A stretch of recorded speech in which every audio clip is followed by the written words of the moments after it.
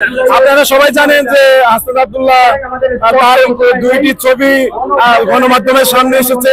উনি হাতে আঘাত পেয়েছেন, তবে আঘাত খুব বেশি গুরুতর নয়।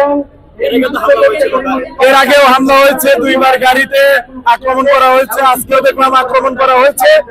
যদি দ্রুততম সময়ের মধ্যে 24 ঘন্টার মধ্যে আমরা কোনো প্রকারের কোনো ব্যবস্থা অন্তর্বর্তীকালীন সরকারের পক্ষ থেকে না দেখে, তাহলে কঠোরতর কর্মসূচি আমরা ঘোষণা করতে পারি।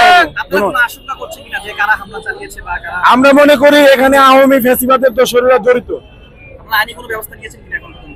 হাসনাত আব্দুল্লাহর পক্ষ থেকে সে ধরনের কথাই বলা হয়েছে। যেহেতু তিনি আক্রান্ত হয়েছেন, তিনি আইনি ব্যবস্থা নেবেন কি না নেবেন এটা তার ব্যাপার। আমরা সংগঠন হিসেবে এই আওয়ামী ফ্যাসিবাদের বিরুদ্ধে যেহেতু সংগ্রাম অব্যাহত রেখেছি, আমরা তাৎক্ষণিক প্রতিক্রিয়া হিসেবে এই প্রতিবাদ সমাবেশ করেছি।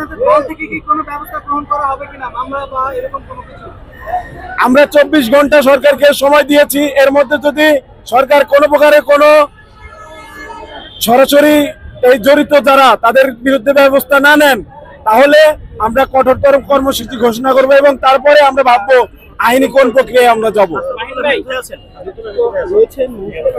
জি, হাসনাত আব্দুল্লাহ ভাই আমাদের জানা মতে উনি ঘরোয়া পরিবেশে উনি তার প্রাথমিক যে চিকিৎসা সেটি সম্পন্ন করছেন। দেখুন, সরকারের পক্ষ থেকে এখন পর্যন্ত কোনো বার্তা আমরা সেরকম পাইনি। আমরা প্রত্যাশা করব 24 ঘন্টার মধ্যে তারা এই জড়িতদের বিরুদ্ধে ব্যবস্থা নেবেন।